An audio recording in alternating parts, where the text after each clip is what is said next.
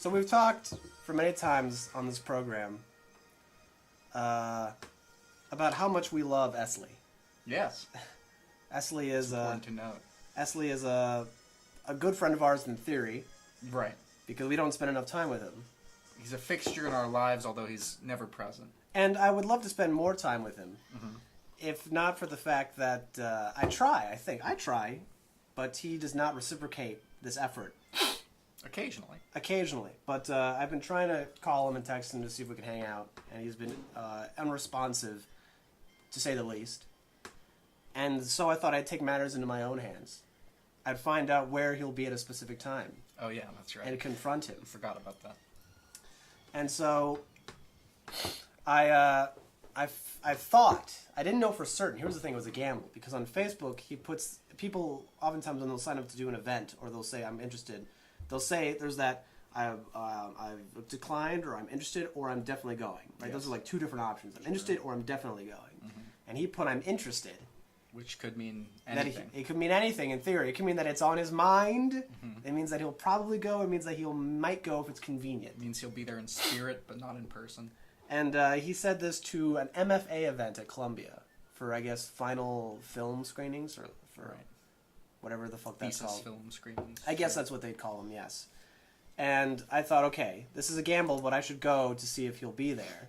And I'll confront him and say, why don't you return my calls, baby? And stuff like that. Who have you been seeing on the side? Who have you been seeing? Who's your whore? Exactly. And so I went, and even though, in the end, I should just preface this by saying I did not see Esley. He was not there. He did not show up, or maybe I just didn't see him. It's possible. But I did see two other people who I did not expect to see. Well, I should say three. I'll start it by saying I went to, the event was held at the 7th floor at the Columbia Film Building, Film Row 1103 or 1106? 1104? 1104, South whatever Wabash address. Avenue. South Wabash. A deplorably disgusting building. And I went there, and I went to the 7th floor, and I saw they were setting up for the event. And eventually I saw this one woman who, I'll say this, it's not that I don't think she's attractive, but I don't think her features stand out, with the exception of her rouge. Her lipstick has a certain red saturation to it, a certain je ne sais quoi. Je ne sais That quoi. whenever I see it, I recognize it instantly. I think that's Madison. Now, I don't know if you know who Madison is. I don't think I do. Tommy Mitchell will know who Madison is. Okay. And that's who the story is for, really. He knows, and so he knows. He's listening. And he will... Well, he's the only one listening. He may be listening. I'll talk about that shortly. Oh, right, you're right. Yeah, good point. But,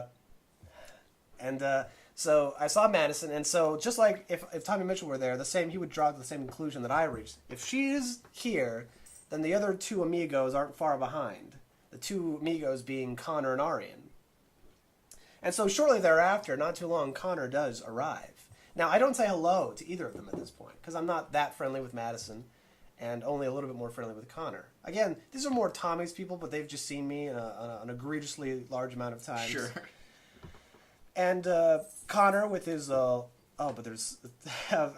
with his nice long hair and was sporting a new mustache, which actually on most people looks disgusting, but on him it looked accurate. Quite becoming. It looked quite becoming of him. He looked like a director with his mustache, which he is, at least in truth. He is. He has directed a film. He has directed a film, which we will not talk about. But he eventually saw me, and he was surprised, to say the least. And he said, oh, what are you doing here? And we had a little conversation. And eventually Orient showed up as well, and it was like a reunion tour here, except without Tommy.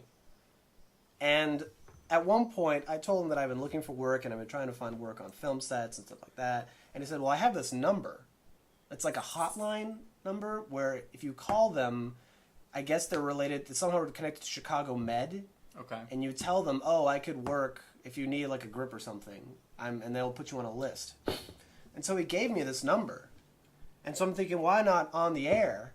Let's call this number. I love that idea. And see what happens. I'm enthused. And I put it under hotline. That's what I labeled it as. We're going to call them now and see what happens. This is a live experience. I'll put it on speaker, of course. And I'll have to lower the volume of the film. Hopefully this is all recorded on the... I'm sure it'll get it. It's ringing. Hello there. To whom am I speaking?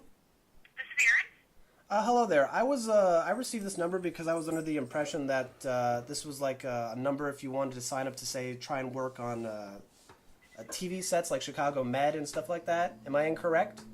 Well, we're the Studio Mechanics Union, so Ah. depending on what you wanted to do, I mean, we could put you on our out-of-work list. What type of work do you do? I'm a grip. You're a grip? Mm-hmm. Yeah, we cover grip, so I can put you on our out-of-work list. What is your name? Fabricio Barral. Okay, can you spell that? First name Fabricio. Last name Barral. Okay, you don't hold on just a second. Okay, your phone number? 312-206-1889. Okay, did someone refer you to us? Yes, a friend of mine gave me this number. His name is Connor. I don't know if you know him. Okay, do you know his last name? Hibbler, Hibbler. Okay. Alright, I'll put you down for this week. There's a new list every Monday, so every Monday you have to call back if you're available to work, and then if it's before 8:30, you can always leave a voicemail. Sure. We can open at 8:30 on Monday, so. All right. Thank you. Okay. Alright, you're welcome. Thank you so much. Bye. Bye-bye. Well, That's officially a hot lead. that was surprisingly easy to do. I just lied to them. I mean, I guess I didn't. I've been a grip before. You're capable of gripping. Am I? Yes, you're capable of gripping. So in theory, that means that I'm now on a list. Right, but I guess only for this week. I found that interesting. You Let's- have to call and put yourself back on the list each week. Right, and But you're right. That is surprisingly easy. It's great. which is But great. yeah, We'll surprisingly see if anything comes of It's it. definitely like we've talked about several times before. I'm not necessarily on the show, but ourselves. It's knowing the right person, or in this case, the right phone number, and you just call. Well, and you're again, like, it just "Put me on a goes list to show for how work." life is full of funny little instances, isn't it? I Absolutely. went there to see Esley. To I ended up find Esley. seeing Connor, and You he didn't gave see me this Esley. number, and now Now I you're on got a list. now I'm on a list You're on somewhere. a list. Now they'll think I guess this guy's a grip. Yeah, maybe you'll get some grip work. That'd be cool. That would be That'd be amazing. pretty awesome. As they say, all you need is an in. Mm-hmm. Fake it till you make it is what Connor literally told me when I got the number, You I followed remember that advice to a T. Well, I remember thinking, oh, that's a terrible thing to say. I hate when people do that, And yeah, and yet I just did Here it. we are. Well, here we are massaging the edges of reality speaking of to that, move forward. speaking of massaging the edges of reality, Yes. 8 minutes into the film we're watching, I think Yes. it's we fair should to probably say mention it. Yeah. that we are watching Alfred Hitchcock's masterpiece, Rear Window, and That's really the best way to describe it. it is one of his best films. I know Hitchcock thinks as much about this film, and this again, as I mentioned to you prior to starting this is the one film more than any other that I've been forced to watch in film classes. That's funny. Even more than Battleship Potemkin. But more than Battleship, more than Birth of a Nation, more Wow. than Citizen Kane. Wow. This is the movie, I guess. This is the one. There's at least right now, there's something in the air that this film is considered such a masterpiece of pure cinema, as Alfred Hitchcock himself would say. And we watch it. We're watching it now, rather loosely, tangentially related to other things. Yes. To another story I want to bring up. Great. More of an anecdote. Eventually, I'll let Excellent. you tell your own stories, Isaac. Don't worry. I have a few, so please fill as much The time second as story, the second anecdote of the day. Tommy Mitchell. All of them revolve around Tommy Mitchell in some way. I've just realized. He's my soulmate, unfortunately. But Tommy Mitchell, he left the city of Chicago not too long ago. Earlier this year, wasn't it? possible. Not so many months ago. Not so many months ago, and he left behind me a parting gift in the form of a library card. Because Right. I have never, in my entire life living in Chicago, never owned my own library card. Now, one may ask, why, Fabricio? I Why, would ask. why has it been so difficult for you to procure such a card? To which I would respond, I know not. Nay, it is baffling to me. It's as easy as the phone call we just made. Easier For you to than have the gotten- phone call than we just made. It was easier It for me doesn't to... require any lying. It doesn't require any lying, in theory. All you need to do is go to any one of several libraries and say, I want a library card, and let's say, what's your name? what's your address? You write it down. And then they give you a library card. And that's literally it. And yet you have Tommy's. Well, okay, so for many years as a child, we went to the library, our local public library. Actually, where I live in Dunning, I'm close to 3 libraries. So I'm surrounded by 3 very conveniently. And again, never got a library card. It's ridiculous, really, when I think about it. But for many years, we would go with my father, and he would take us to the library, and we would get books, and he would put it out on his library card because he was our parent. Mm-hmm. And then years later, when I was much older, I stopped going to the library because, ironically, as anyone who was ever a high school student will tell you, high school, it becomes very difficult to read for pleasure in high school. Almost impossible. Because they give you so much else to read, and it just sucks the enjoyment out of reading for you. And it is funny, like, how many books at this point in my life I've reread that were assigned to me in high school. But now you want it to. You know what? I didn't get anything out of that. Let's try this again. Much like watching Citizen Kane is something that needs multiple returns to. And then I was in college, and then all of a sudden, after college, we'll say, I got back into the swing of it, where I thought, oh, I have more free time on my hands. I should read. I've been rereading one of my favorite novels ever, which is The Three Musketeers. Excellent. It's amazing how rereading it's so full of comedy. It actually is a very funny book. It's got romance, it's got political intrigue, it's adventure and action, there's sword fights, but there's also a lot of comedy in it. It's really quite a perfect book. But anyway, as well as that, a book which I own, I thought, well, now that I have a library card, why not go to the library? Excellent choice. And I'm in a point in my life, disregard Three Musketeers for a second, where I'm enjoying reading biographies a lot. Mm-hmm. Nonfiction pieces specifically about directors, because I am so interested in the field. Right. I'm sure Werner Herzog would be very disappointed in my selection for reading, as he himself says, you don't need to read any books on filmmaking. In fact, I would implore you not to read any of them, including my own, which is a very noble stance. But I'm in the mood, as one would say, for such literature, and so I've been reading many books. I read a book on Kazan, which on my botched episode on Buster Keaton's Steamboat Bill, I tried to read excerpts from. And from the Friedkin connection on our episode on The Exorcist, I read some excerpts from that as well. And so I just finished reading a book. Oh, it's done? I finished it last night. Well done. I just finished reading Who the Devil Made It by Peter Bogdanovich, a book which I can only describe as a holy almanac of film knowledge because of all the interesting directors interviewed in it. It's a book that's a compilation of interviews that Bogdanovich has done throughout his life of 16 different directors, all very unique directors, all worth seeking out. And the knowledge he gained from them, what they had to give to him, and I guess vicariously to us. Now that through transitive property, of course, since I'm now reading all this. And one of the directors he interviews is Alfred Hitchcock, the director of the said film we are watching today. Window, yes. Window. And he asked Alfred Hitchcock in the book, in not so many words, and I can't find the page now, but I'll just paraphrase. Basically, he's asking what he thinks are his best films, or what are his most personal, what films he's most connected to.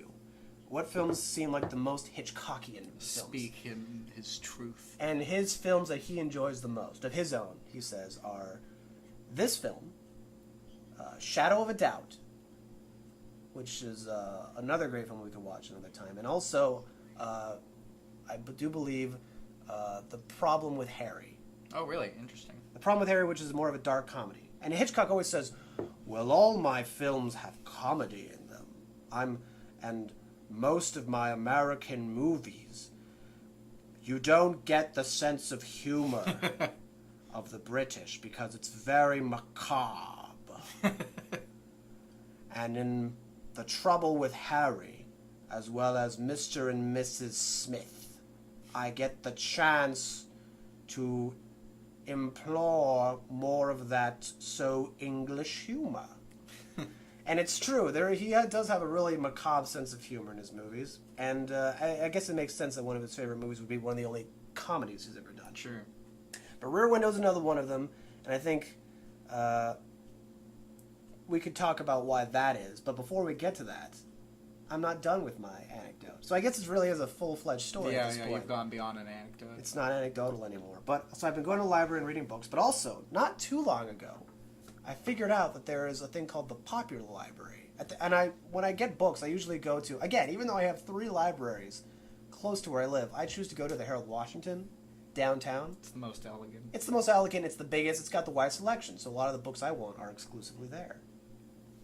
And so I go there, and I just recently, every time you go in, depending on which entrance you take, I take the entrance on, I guess, what is that street, Congress? I think it's Congress. Right. Taking that entrance, I noticed there's a sign that says popular library and an arrow pointing in this direction. I've always thought, what the hell does that even mean, popular library? Does it mean just popular material? And then one day, I put 2 books on hold, which is to say I ordered them to be put on hold and then to pick them up. So I went to the front desk and said, I put 2 books on hold and said, go to where the popular library is, that's where you'll find the on hold section. And so I finally went inside and I realized, oh, how stupid of me. What else could it possibly mean but popular entertainment? CDs, pop, DVDs, pop culture. Yes, popular, and VHSs even. And so I looked at this. I was browsing the DVD section. I thought, well, good Lord, what a fascinating DVD selection! Such wide-ranging films, and it's ranged alphabetically, which is a little bit of a problem sometimes when you don't know what it is you're looking for. But anyway, the point is that I'm looking through all these DVDs. I thought, wow, you have such disparate films as the latest Spider-Man movie next to something like a John Ford film from the 30s, and you just think next to a John Waters movie, like trash films and like European films, and you think, what the hell is all this doing next to each other? What is this all doing here? It seems like the Chicago Public Library is the Ingmar Bergman of libraries, of film libraries, in the sense that Bergman had no sense of taste, really, in the sense that he would watch anything. Anything, sure. He could watch something like Fellini's 8.5, but then also want to watch Anger Management with Adam Sandler. Right. He probably did see that before he died, too, considering when he died. Or something like Beverly Hills Cop. Sure. You know, it's like he did not discriminate against taste, against any kind of film. And that's what this library was like. It was like, you could find anything here in theory. And if you don't find it here, you can find it in any one of the other dozens of libraries in the city. And so I've been procuring copies of films, popular movies, on DVD there. And it's been so nourishing because, and we can talk about films we've seen in theaters recently, but when I compare the films I've seen in theaters recently to the films I've sought out on DVD, I think the only nourishment I'm getting is from these DVDs. These movies are legitimately good movies. Great movies, even. One example of such would be a film I saw recently called Wagon Master, one of John Ford's better westerns, one of his best films about a Mormon trail led by Ben Johnson and Harry Carey Jr. That is relatively plotless, you said. Relatively plotless, yes. It really is, and that's John Ford at his best. Usually he'll have plot at the very beginning, like the first 5 minutes there'll be a plot, and the last 5 minutes we'll get the conclusion to that plot. But in the middle, it's just a bunch of stuff. But the stuff is great. And that film also had a commentary track with Peter Bogdanovich and Harry Carey Jr., which was also a very satisfying experience, listening to those two talk about the film and essentially a circle jerk about how great John Ford was. Harry Carey Jr., who was very much an old man when doing this, he died not too long ago, actually. He spent a lot of time talking about how great an actor Ben Johnson was, who's the lead in that film, and how much he loved his horse on that movie, because there's a lot of horse riding in the film. Ben Johnson, a great actor who would go on to star in such films as The Wild Bunch, the Sam Peckinpah film, and also Peter Bogdanovich's The Last Picture Show as Sam the Lion. He got an Academy Award for that performance, which is funny because Bogdanovich sent him the script, told him, this part was written for you, this part is perfect for you. And Ben said, gee, Peter, there's too many lines. There's too many lines. I don't want that many lines. But Ben, this is a great role. You'll probably get an Academy Award out of this. And Ben's like, I don't want to do so many lines, Peter. It's a lot of reading. It's a lot of reading. He never liked lines. He was, like I said, he's a naturally gifted actor. He just hates doing a lot of lines. And then Peter called John Ford up, who was a friend of his, and said, I got this part for Ben, and he doesn't want to take it. Oh, he's always like that. Even on the films he did with me on Wagon Master, he always told me to cut out lines. I'll talk to him. And then a little while later, Ben calls Peter up again and said, you put the old man on me. John Ford, the great, berative father. Abusive. Yeah. And yet at the same time, gentle father figure that is Pap. People called him Pappy. That was his nickname, Pappy. Do your job or I'll kick your ass sideways. Yeah. It's amazing. The stories I can tell about John Ford, a man I've never met, are astounding. He's up there with Peckinpah in terms of just how interesting a life he's had. Or maybe like Orson Welles or John Huston. But anyway.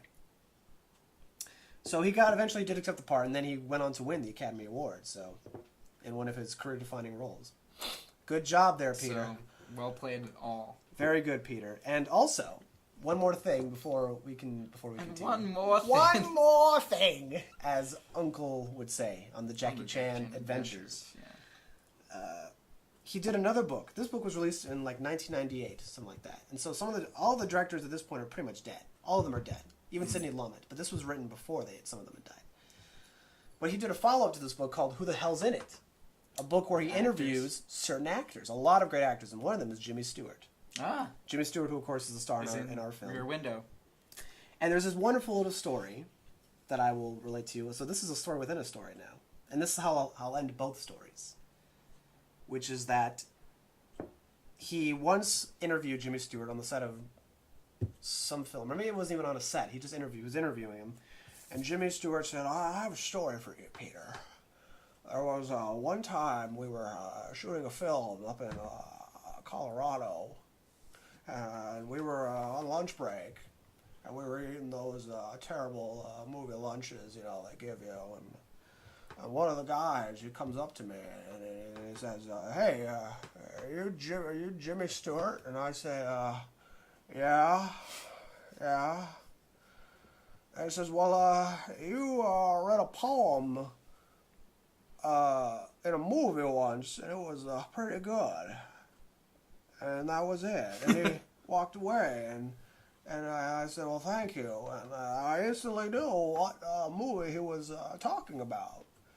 It was a movie I did some 20 years ago, and there was a part where I read a poem in it, but I thought, well, isn't that just something, And that's what movies are really for, is that, with a little bit of luck and hard work and a help from God, you can make something that someone will watch, and what you're giving them is little pieces of time that they'll remember and they'll have with them for the rest of their lives. Now, you can't beat that, can't you, Peter? And that's, I think I've said this story before on this podcast. I might have. If so, on your own. This is the first time hearing of it. Really? Well, it's a great story, and I think that sums up what's great about movies, is that they're little pieces of time that feel like memories when you watch them. And so I thought, I guess that's my way of closing out the story. I don't know if there was a point to the story other than there's a lot of great DVDs at the library. I'm glad I was given Tommy's card. And leads us to the undeniable conclusion that it was in fact the public library, not video on demand, that destroyed Blockbuster. Undeniable conclusion. Mm-hmm. In fact, there was last time I was there, I was returning some movies. This was on Monday, I think. Last Monday. So a week ago. No, it was on Friday. So it was the same day I went to go see to see if Esley was there. The same day I was returning some movies at the library. And while I was there looking at the DVDs, not sure if I was going to get anything, although there was a lot of stuff I wanted to get. Because another great coincidence is that, or maybe not that, a lot of the directors in this book, they mention movies. And then, like an ostrich, I don't know what it's called when you start to see things after you can't avoid them all of a sudden. You see them everywhere. Right, yeah. I forget what it's called, but after reading about these movies, I go back to the library and they're all there. All those movies are just there, I think. And they jump out to you because the words are in your head now. Yeah. Oh, look, this is Detour, the Edgar G. Ulmer film that he was talking about, one of his favorite movies. And this is the Preminger film. Oh, wow. And there was the last time I was there, I was just browsing. This little old lady comes with this, I thought it was like a thing that you walk with, like a... Oh, sure. But there a was walker. also there was wheels on it, and there was like a cart, There was a basket. two baskets, like 2 levels of baskets here. And she's going through the DVDs like shoveling them in. And she's just like she's going through alphabetically from A to B to C on the shelves, and she stops at every section, and she's like taking out movies, and I'm just browsing around, so I ignore, think, oh, this little lady, okay, she just wants a bunch of movies to watch. And then before I leave, I look back and I think, a hurricane must have come through here, because these shelves are fucking empty. I look at this woman's cart, and I think, both carts are stacked. She's got all the movies. I'm thinking, these movies are due in a week. You have a 7-day period on these movies. Isn't there a limit to the number of things you can I take guess out at a not. time? This woman proves that there is not a limit, There because ought to be, if there isn't. she takes out all these movies, and I'm thinking, you have a week to watch all these movies. Otherwise, they start charging you for every one of these movies $2 every day that they're not returned. Right. And you don't look like you got the money. Otherwise, you wouldn't be at a fucking library getting movies. So you're gonna watch like 14 plus films in a week? The hell? That's sad, you know? And I love watching movies, but this little lady needs to find more to do with her time. You know, knit some sweaters or some shit. Like, holy crap, she watched. But thankfully, she only picked the movies I would never pick. I was going to say, it sounds like you're just bitter about being left to scraps. Well, I saw her coming, and I thought, okay, if I want these movies, I gotta get them now. Gotta move quick. But I didn't really want them that badly, so I decided, okay, she can have them. But She took them? Well, she didn't take the ones I wanted either, so that was good. I could have taken them anyway, but yeah,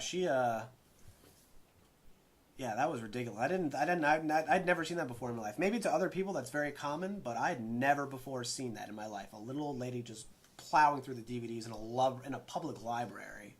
I thought that was a sight for sore eyes. Anyway, that's all I got to say about that. So now your turn, Isaac. Another anecdote from Fabricio. That was 2 anecdotes which covered half an hour of A this movie. shocking amount of this film. Astonishing. And right now, for those who are watching, we're at the moment where Jimmy Stewart and Grace Kelly are having dinner, and he just said, "Oh, it's all perfect. It's perfect. It's all perfect." And that's his problem with this woman, is that she's too perfect. Which is an interesting problem to have as a man. I wish I had that problem. I wish Grace Kelly was at my beck and call. Problem further explored in Vertigo. That's true. Well, that's Kim Novak, and in that movie, he's obsessed with a woman who's dead, or at least he thinks is dead, but she never existed, really. The woman he thought. And then he spends the second half of the movie trying to recreate that woman in Kim Novak. Speaking of movies we've recently seen in the theater, which we were talking about 30 minutes ago, there's an interesting little nod to that. I mean, I guess just playing out of that same concept in Suburbicon. Oh, right. I still haven't seen that pretty one, which is, of all the films I haven't seen, that's the one that I'm disappointed in not seeing. Which is a more interesting twist, I suppose. Not that I would speak ill of Vertigo, but interesting twist in that his wife is still alive, but it's like the concept of she's no longer the woman that he fell in love with. And so he becomes tries bitter and old, and so he finds it in someone else. he kills her and then turns her sister into her. Wow. It's very interesting. Matt Damon is fucking weird in this Matt Damon is a weird guy. Is he just like a serial killer or something? He kills a lot of people. For no reason? There are reasons. I mean, there's always tell me that there's motivation. There's always a reason. Sure, but is it good Whether enough? are they good reasons? No. Whether they're good reasons is... Well, maybe for me they'd be. Who knows? I feel like I'd murder my old decrepit wife and dress up her sister as her. Well, she is in a wheelchair, so... Oh, yeah, I'd definitely murder her then. Fuck it, I don't want that baggage. Shame on you. I'm saying it right now in public, on Well, see, air. and that's when what's- I'm put on trial years from now, they're going to use this as This is evidence. as evidence. You see? He said he'd do He it. said he'd do it. He promised. Well, and that's what's so interesting about it is they were in a car wreck. They only speak about it very, very briefly in the first scene, but you learn that they were in a car wreck, and he was driving, and that's why she's in a wheelchair. So you get the sense from her that she is never really forgiven him for that. Like in the movie, the great Robert Aldrich film, Whatever Happened to Baby Jane, where Betty Davis feels guilty her whole life for having put her sister in a wheelchair, but then there's a plot twist, we find out what really happened that night at that car accident. Robert Aldrich, who was also interviewed in this book. Robert Aldrich, who is one of my favorite directors of all time. Really? Oh, I love Robert Aldrich. I did not He's one of the most. I will admit, there is a weakness in my taste, in that I am driven to very masculine stories. Even though Whatever Happened to Baby Jane is with 2 female leads, that's an exception. But I'm driven to stories about men who love other men, in a very homoerotic way. It's Sure. like brotherly love, but it comes off Yes. as homoerotic. And those are the movies I love the most. Films about men just loving men. Uh-huh.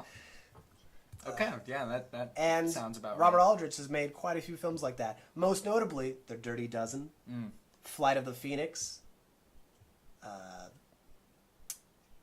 All of his films are practically, except for this Except for the one that you're except for referencing. that one in Hush Hush, Sister Charlotte or Sweet Charlotte, yeah, which is another film he did with Olivia de Havilland. So yeah, for the most part, he makes very masculine films, or films about men, and I like that a lot. Emperor of the North with That Lee sounds- Marvin and Ernest Borgnine, two of the manliest men you're ever going to meet. Lee Sounds very Marvin accurate. and Ernest Borgnine. God, the faces those two have. The names, even. Yeah. Lee Marvin. Lee Marvin sounds like a guy with a 13-inch member. Anyway, so you were talking about Suburbicon, which Right. is a film you've seen that you liked. I did like. Any other films you've seen recently, Isaac? I saw Lady Bird yesterday. Which actually I've been looking forward to seeing for a while, because if there's a woman I'm infatuated with, it is Greta Greta Gerwig. Gerwig, uh-huh. And this is her her solo directorial. directorial debut, She has right. directed a film before with Joe Swanberg, Co-directed, yes. and she's co-written films with Noah Baumbach. Mm-hmm. Some of his best work, I think, at this point. But tell me, how was Lady Bird with Ronan?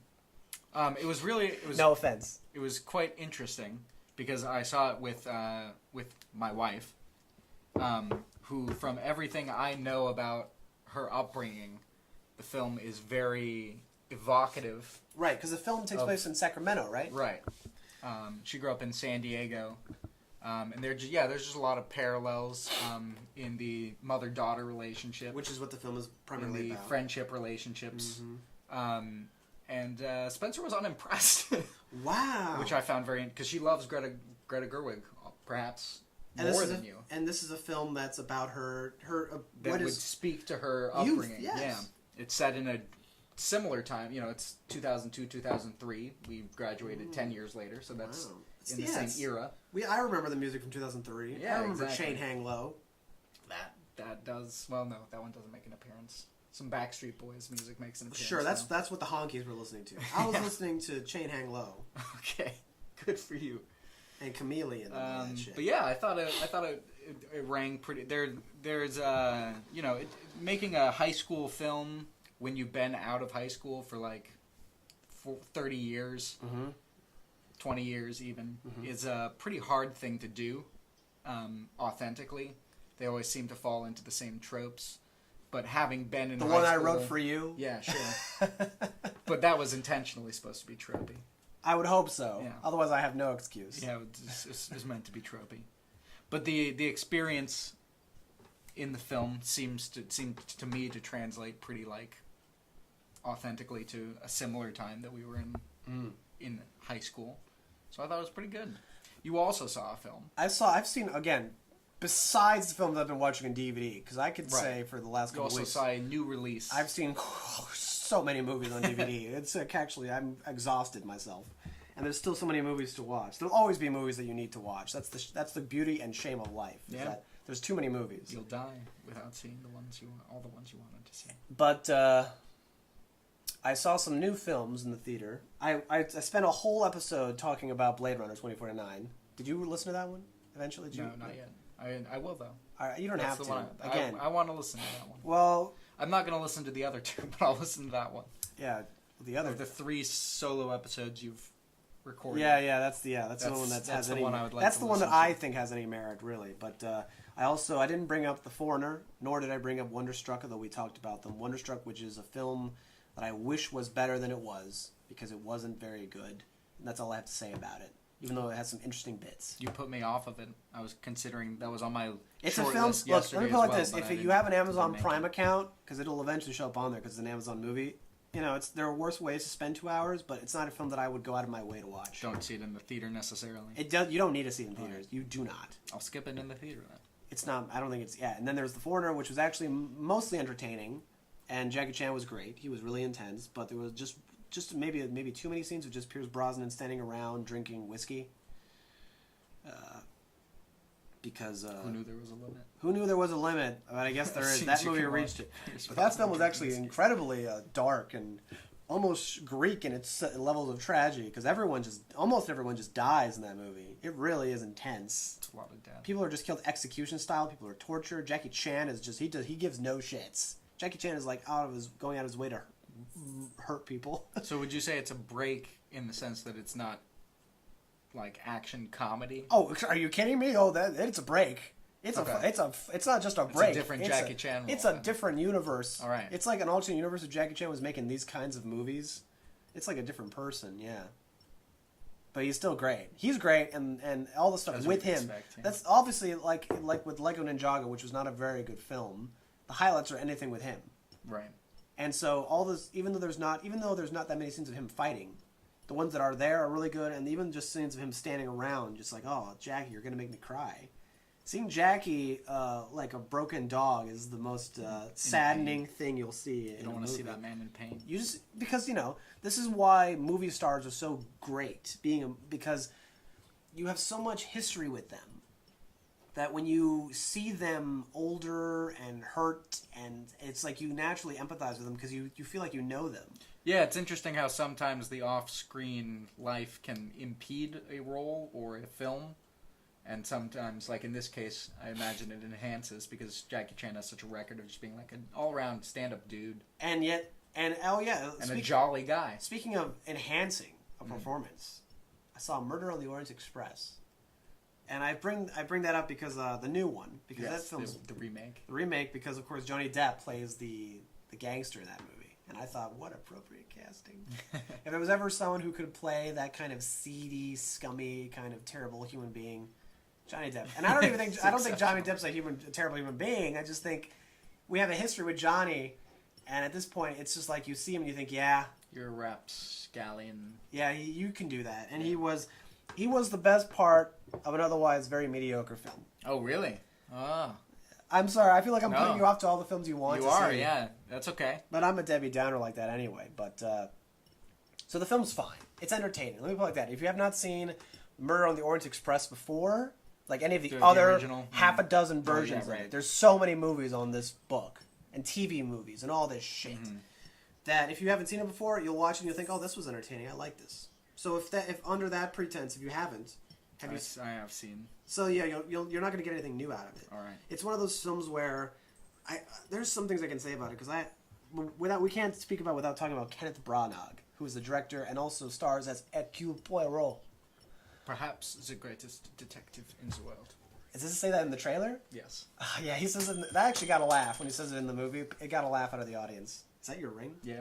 You lost your fucking wedding ring? I'm not married anymore. Thank God.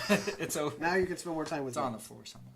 But yeah, so Kenneth Branagh does this Hercule Poirot, his idea of what Poirot is like, and it's fine. It's adequate. Although, look, I'm spoiled because I think I've seen the best Poirot that will ever live. And this was in a TV show. Oh, really? Agatha Christie's Poirot, played by David Suchet. David Suchet, who is not very well known to American audiences, except for if you've ever seen the film Executive Decision, Which the I have action thriller with Kurt Russell, where Okay. David Suchet plays the Palestinian terrorist. not. Interesting. He's also Poirot, and he's the greatest Poirot you're ever going to see. He's like comparing this to Kenneth Branagh. He's much rounder. He's got a almost like Hitchcock. He's got a protruding belly. Sure. He's shorter. He's balding. His mustache is not nearly as ostentatious. It's a much simpler mustache, but it's also very well coiffed, I'd say. Taken care of. He combs it. But it's just so... He's so in it, and it's like you don't think of it as caricature after watching him do it. You think, yeah, he's Poirot. That's just... If there is such a person, if that's such a person exists, That person lives. it's Here that it is. guy. I see. And so I've seen... That's a show... It's on Netflix, I think, actually. It's like 14 seasons, and in Britain it's different because they don't have seasons so much as they have just mini-series that they Series, kind of right, renew over and over again. And so he's been playing that role since the 90s. Oh, interesting. Poirot. So it expands on Murder on the Orient Express. It's every single story that Agatha Christie ever wrote. Oh, wow. Okay. They've turned into A an series. episode. Yeah. Interesting. And she wrote a lot. Yeah. A lot. She was prolific is the term. And so I feel like watching some of the episodes, I think there's no way that all this was written by her. Some of this they must have come up with, right? Because it's just like, it's so much. There's a lot. It actually is a lot. I'd recommend it if you want to watch something where, because every episode is its own storyline, and each episode, the earlier ones are like 45 minutes. The later ones, the longer ones tend to be like an hour and a half. But you can just watch one. It's like, yeah, that was entertaining. I can go to sleep now. You know what I mean? It's just it's like a good pill to have before you go to sleep in a weird way. The same way people watch Law and Order. You can watch Poirot and just be entertained by it because it's so good. Interesting. And they did do one on Murder on the Orient Express. They did do an episode which was like a TV movie, I basically call it, because it's an hour and a half. Right? It's longer, yeah. It's a full length. And I remember watching this one and thinking about that one and thinking, how is it that the TV movie is better than the movie version of this? Well, at least this one, because there's also one in 1974 directed by Sidney Lumet, who was also interviewed in this book. And that version has Albert Finney as Poirot, who's also an adequate but not as good as David Suchet Poirot, I see. as far as I'm concerned. And so... Which is a shame. You couldn't ask for a more like modern, star-studded cast. For it's the casting is great. The casting is everyone does a great job. All the actors do great. It's here's the thing: the performances are good, and the film isn't bad. It's just that I've seen this story before so many times that I know it by heart, and it's been acclaimed many of the times it's been. So there's no way you're going to show me something I haven't seen before. And second of all, you know, like this is like a Hollywood version of it. In some ways, because, and we can talk about trends in the Hollywood industry with this movie too. And you wouldn't think you could talk about it with something like Murder on the Orient Express, but it's very apropos. It's appropriate because there are shots of the train itself, like those you see in the trailer, those beautiful long shots, and the plumes of red smoke. Those are the worst because we talked about this before, how special effects have gotten worse. We talked about it in terms of Thor Ragnarok, how the opening scene of that movie is like a video game almost. It doesn't look in any way realistic, which takes you out of it. Those same shots in the movie are the ones that look the most unrealistic, and they're supposed to be the most impressive because, like, you got this train, and these are the mountains in the background, the beautiful sunset, and I'm just watching and thinking, this was made on a computer, so it takes you out of it, and that's like the Hollywood element of it. And then there's also, again, it's the same story, and it doesn't change that in only minor ways. Does it change it? For example, there's a chase scene, and that to me was the most bizarre thing. I thought they must have. The person who wrote the script, or they must have saw the script and said, there's no chase in this. Because there is no chase in the fucking book. Because Poirot's not going to chase anybody. Poirot's a plump little Belgian man. Who's he going to chase? On a train? Is it an intra-train chase or an inter-train train? They go out of the... No, it's out... Because most of the film, the train is stuck on this... Right. Which is not, again, in the book or in any of the other versions. This is like... Because they had to make it more intense and more... So they're on like a bridge. They're on a bridge kind of thing. On like a mountain pass, and so they fight on the levels of the bridge. Or again, they chase. I shouldn't say they fight, but they have a chase there. And I think, why is this happening here? Poirot is not capable of chasing anyone. Poirot would never do that because Poirot is not. He's too. He can't run for fuck's sake. But they did it, and I thought this is the move. This is the Hollywood movie moment of this. Sure. And then they do it again in the end because, spoiler alert, to anyone who's never read one of the most well-known books of popular fiction in the last 100 years. But basically we find out that everyone on the train was involved in the murder. Just about everyone. It's like, it's no one of you who did this. It is all of you. And which is probably one of the great twists in any book as far as the mystery. Something that's, you would not see that coming. It's expanded well beyond the contents of that one story. You wouldn't think that it would be all of them. You never would think that. You would think it's someone specific, but never. All of you did this. But all of you did this. That's what's amazing. And that's why it's one of the most well-known of his books. Of her books, I should say. But, so the end happens, and it's the same ending where he essentially decides to forgive them and say, I'm not going to turn you in. Right. But the way they do it, it's like, oh, this is like a movie thing, where it's like, oh, I always listen to my brain, my little gray cells, but now I must listen to my heart. And my heart tells me you are not guilty. And it's like, what the fuck is this nonsense? Poirot doesn't talk like that. It's a heartwarming conclusion. It's meant to be heartwarming, and I just watched it and I thought, this is bullshit. This is not...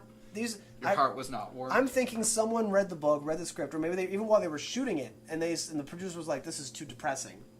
This is too dark. We got to make it lighter. We got to make it lighter. It's like, this is a murder mystery. Why would you want it to be lighter? And you know what? Here's the thing. Hitchcock talks about this kind of film. He calls the whodunit. The whodunit is a terrible film to do because it is an intellectual enterprise, an intellectual study. When you're reading a whodunit, the reader is always wanting to skip to the last page to see who did it. And it's true, when you watch the films like that, there's no real suspense. So much as that you're just thinking, who did it? You're guessing the whole time. You're just guessing who did it. Yeah, the Clue movie, not in the sense of like the actual Clue movie, but you would treat the movie the way you would treat playing the game of Clue. Compare this to Rear Window, where for most of the film, we have one suspect. We only have one person and they're trying to figure out if he did it. Yes, just the one person. He do it, and then when it's pretty much confirmed in the second half of the third act, the second half of the second act, halfway through the film, we figured out, he pretty much did it. Then the rest of it is them trying to catch him. That's suspenseful, because there's information that is given to us that we know that makes the experience. But when you're watching a film like a mystery, it's like you don't have any information, so you're just trying to piece it together in your own brain instead of watching the film. You're trying to get... those films are intellectual enterprises because you're trying to be smarter than the film. You're trying to figure it out before the film tells you. When that's not really how films should work at their best. And I guess if I were to do... Let me put it like this. If anyone should ever do another one, in 20 years from now, another Murder on the Orient Express, first of all, don't do it. But if you're going to, if I were to do it, I'd say solve the murder halfway through the film. Solve it. Just say what you've... At the end, when you say, oh, all of you did it, just say that halfway through the film. Oh, all of you did it. And then the second half of the film is him on a train full of murderers. Pro wrestling with what to do with his knowledge. And it's like he's on a train full of people who are capable of killing him. And it's just much more suspenseful because he knows he's surrounded by enemies, essentially, before they can make it to the next port, the Orient station, the next station stop.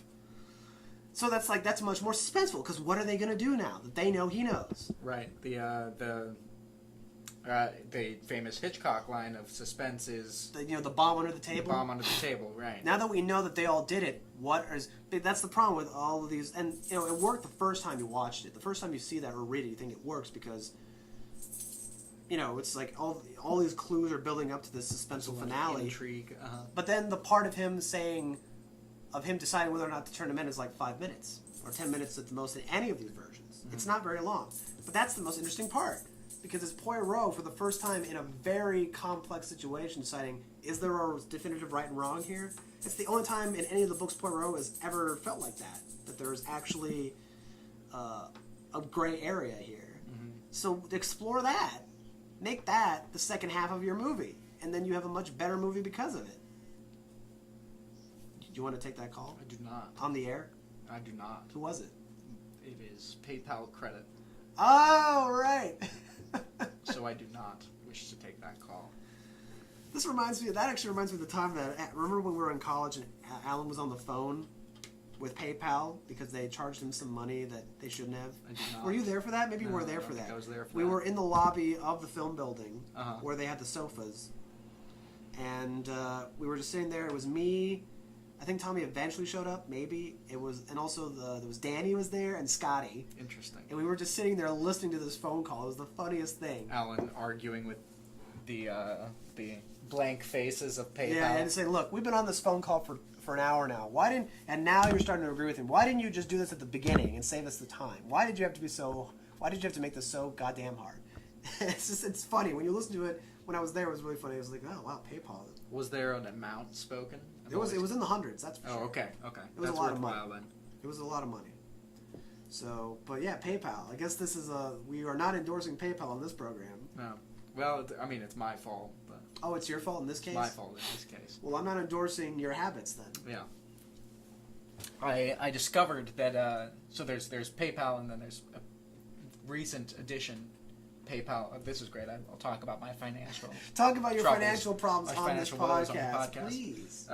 PayPal credit, which is kind of what it sounds like. You are given a certain amount of money that you can borrow just for PayPal will spot you, and then you pay them back as with any other creditor.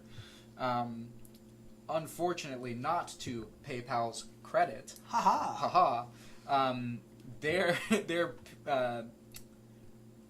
payback system is not calculated within Equifax TransUnion, or the third one that I always forget the name of. The people who form your credit score. Yeah, sure. I know what you're talking about. So in terms of prioritizing which debts to pay back, they fall very low on the spectrum, because aside from getting called 15 times a day, it doesn't negatively affect me if I only pay them back part of what they want. So that's the story of that. All right.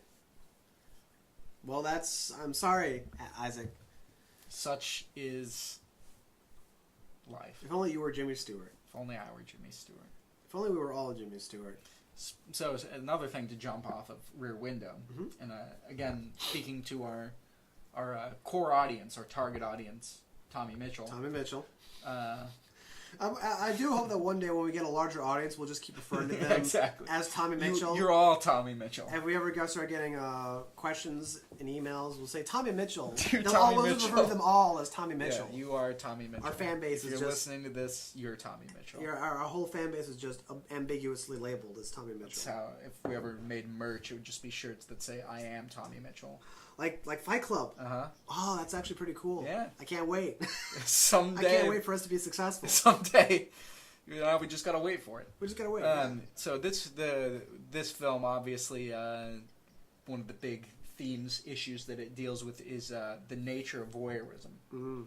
Now, Tommy Mitchell has been sitting on what he calls voyeurism, the Voyeurism Project, or Voyeurism Please film. Be Me. Please Me is the name of it. Please Me. I've read it in all of its incarnations. It's done? Oh, well, no. Well, I don't know if it's done, but I've read all the different versions of it. Okay. See, I've never seen anything from it. And they're all pretty good. I like them all. Consistently asking. And they consistently have gotten better, I think. So I'd like to take this opportunity to berate Tommy Mitchell some more into as soon as you get back into the country, if you're out of the country. He is out of the country. Do you want to talk about that? Country. Yeah, we'll talk about that. We'll talk about Tommy Mitchell's adventures to Tommy Mitchell. As soon as you get back in the country, finish a script, send it to me and Fabricio. I think he would say the same of us. I'm irritated that I haven't read it yet. Well, doesn't he have the right to say the same of us then? So why don't you write something, Isaac? I did, and I shared it with him. Yeah, but that was years ago. That was years ago. So but do I did. something I did else. it once. Oh, that's true. He hasn't done it once. Well, technically, he's done it with me. He's done it with me. Well, he needs to do it with me because I did it with him. God, this sounds very sexual. It does. The more we're talking about it in vague terms, he did it with me. You've done it with me. I've done it with you. I've done it with you. I've done it with all. I've done it with all of you. I've done it with all of you. I'm the only one who's done it with all of you. You're the whore. I am the whore of the group. That's no surprise. But Tommy Mitchell hasn't done it with anyone. He's done it with me. What are you talking about? You're right. He's done it with you. Me. He hasn't done it with me or Alan, as far as I'm aware. So I would like it to be done with me.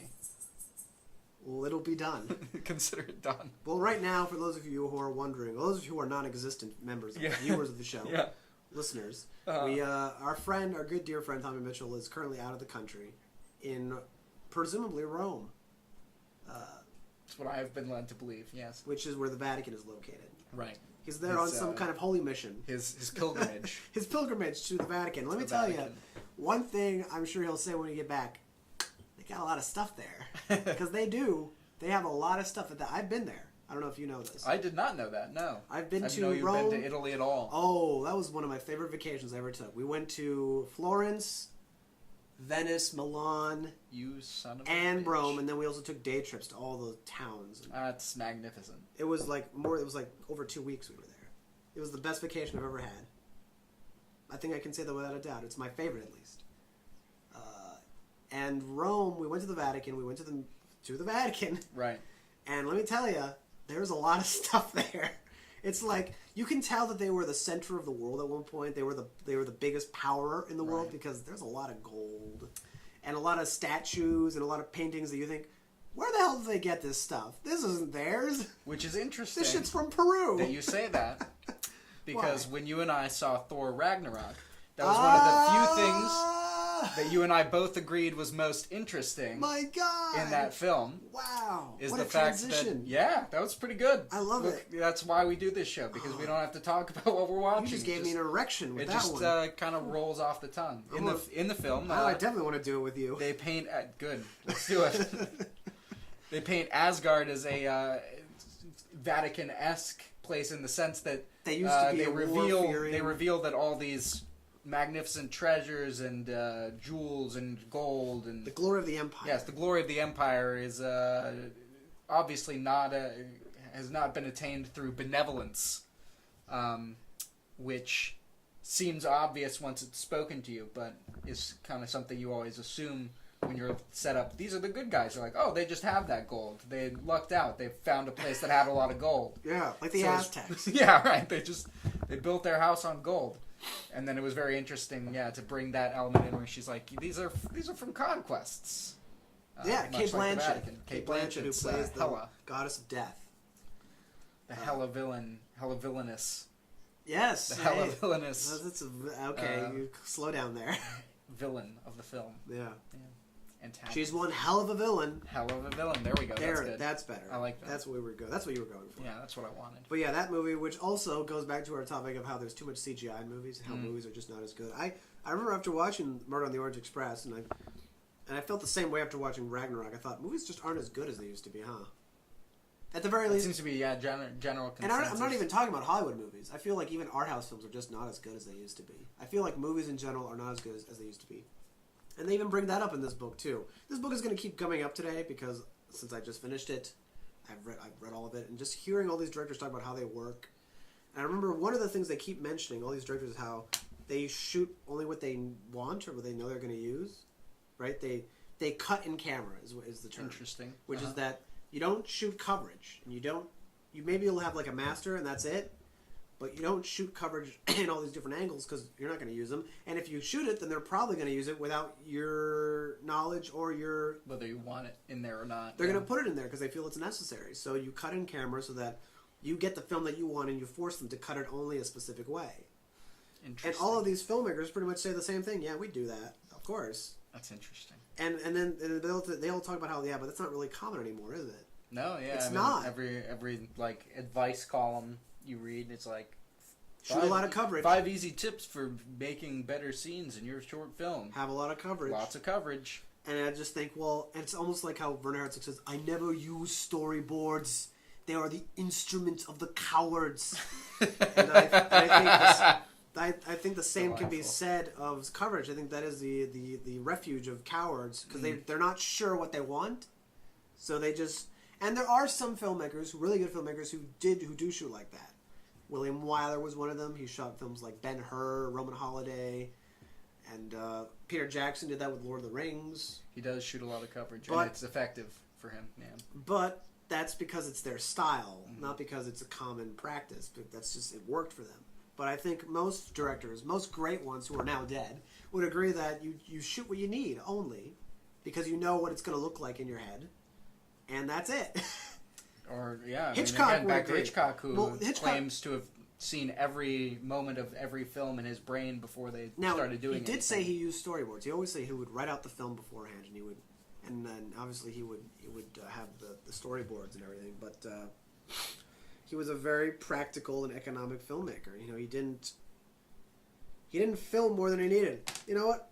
Let me look up stuff that he said about his movies. Good. Let's While go to you're doing Hitchcock. that, I'll add an interesting anecdote from my personal experience on that note. I recently filmed a conference in Chicago as part of my job. And at the end of the 3 days of the conference, between myself and another camera shooting coverage, we had a little under 20 hours of footage from 3 days. Wow. Which was cut into a 30-second promotional video and a 90-second version of the same promotional video. Really? And it's extremely disheartening to realize once you get into the editing room just exactly how much of your time Was wasted. Especially, you know, it's a little different with documentaries because, you know, you're kind of still figuring out the story as you go along. But when you know going in, you're like, oh, yeah, you're going to use maybe 10% of what you're filming, maybe. It's an aggravating experience. So if anyone would like to commission a long version of just really gorgeous Chicago B-roll, please reach out to me. it needs a home. It needs a home. It needs a home. And otherwise, it's just going to sit on the server at work into perpetuity, never being used. And maybe that's given you enough time to find Hitchcock. Well, I've said there's some aspects here that are really interesting. One part, there's a paragraph or two about him talking about pure cinema. If you want me to read that. Sure. Let me see. This is Peter Bogdanovich. How would you define pure cinema? Pure cinema is complementary pieces of film put together like notes of music make a melody. There are two primary uses of cutting or montage in film. Montage to create ideas and montage to create violence and emotions. For example, in Rear Window, where Jimmy Stewart is thrown out of the window in the end. Oh, you spoiled the movie. I just photographed that with feet, legs, arms, head. Completely montage. I also photographed it from a distance, the complete action. There was no comparison between the two. There never is.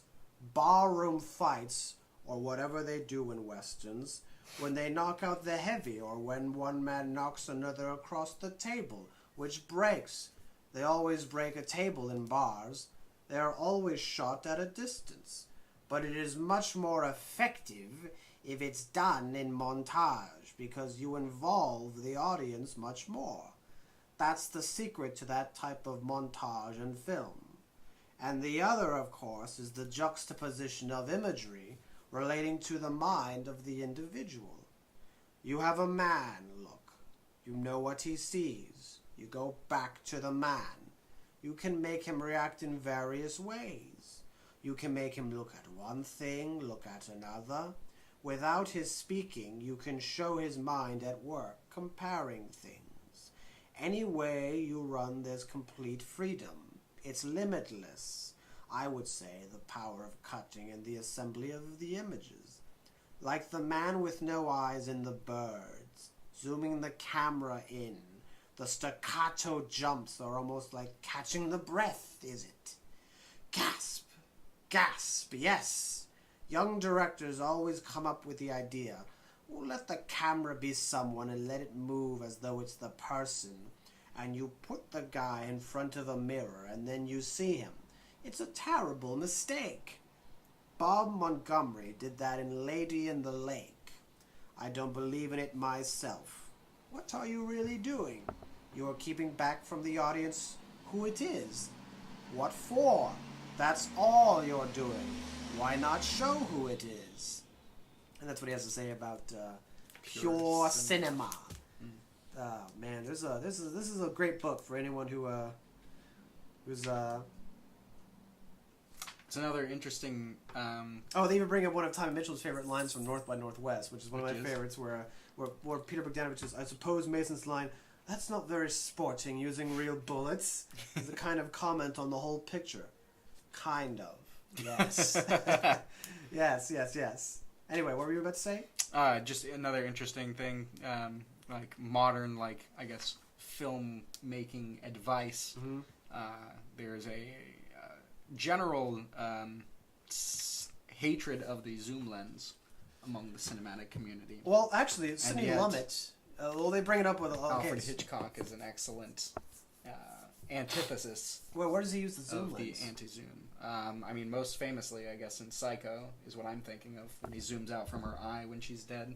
Oh yeah, a shot I guess that you and I that is a zoom. homaged in our first short film we did together. I don't actually look. I remember when we did it, I didn't realize what we were doing. Yeah. You know what? That's the most amazing part. When we did the shot, I didn't realize it's like Psycho. It's exactly like Psycho. I didn't think of that though. Isn't that amazing? How sometimes you do something you don't realize what it is you're doing. I realized.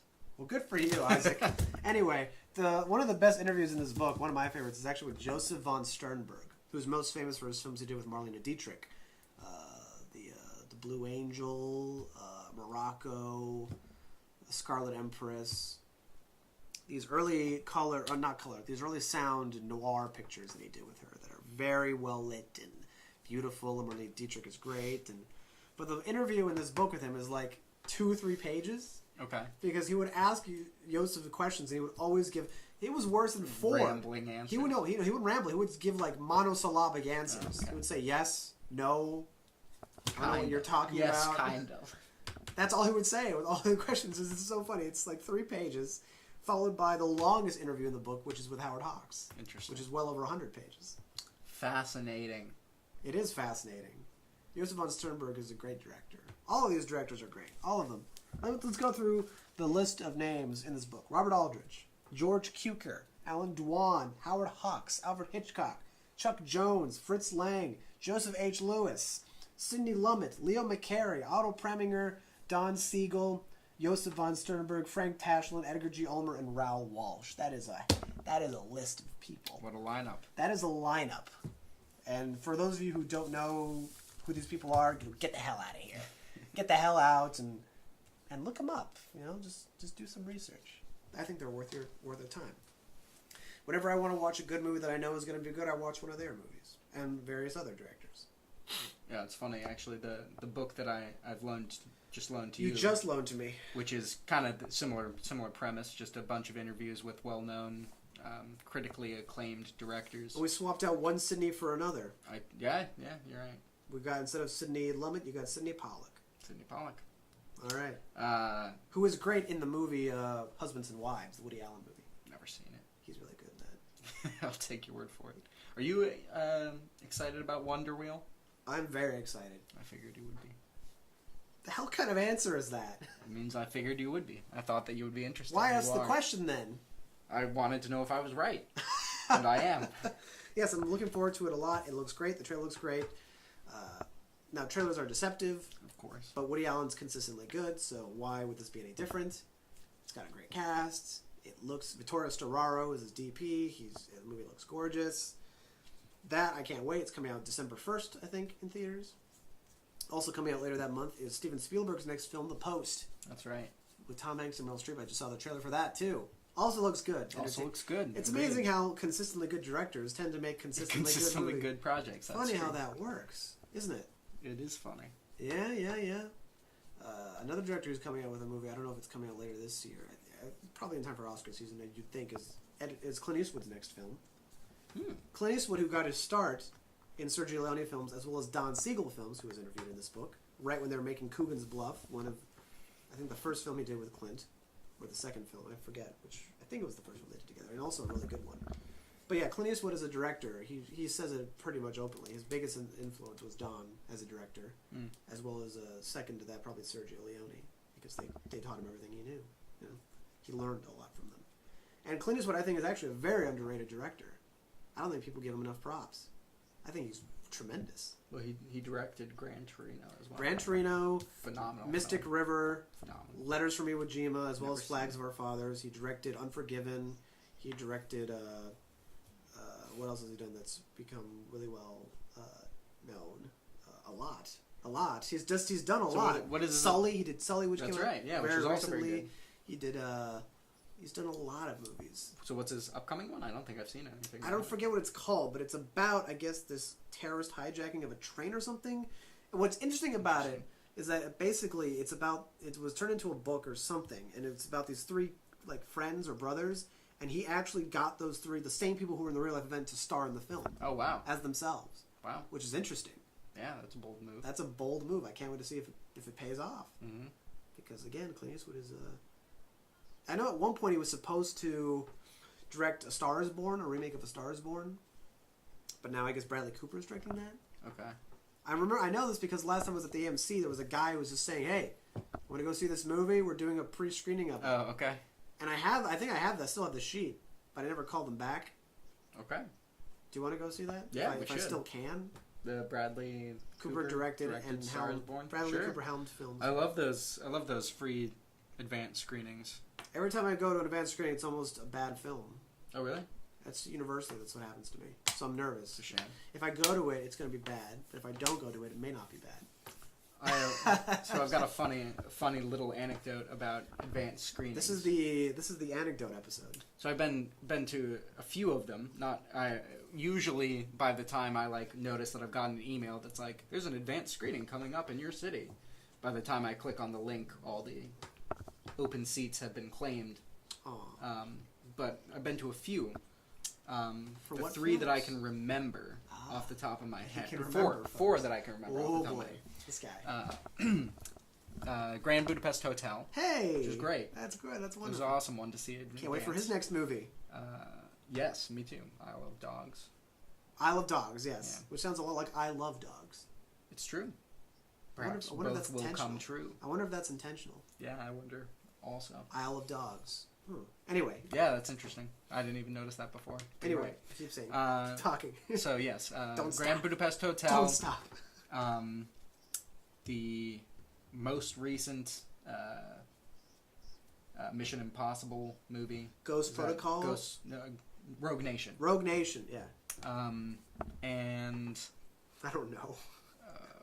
the second Purge movie, and the fourth was the Discovery Channel's Life of Dinosaurs, Oh yeah. 2014 How was release. that? Now, There's a story. There's a point to this. there's a point to this. Of these 4 advanced screenings 2 of I've them been sounded to, good. Maybe. 3 of them pretty well-known people or Sure. products. Of the 4, And the other one being one the of them- dinosaur one. The other one being the dinosaur one.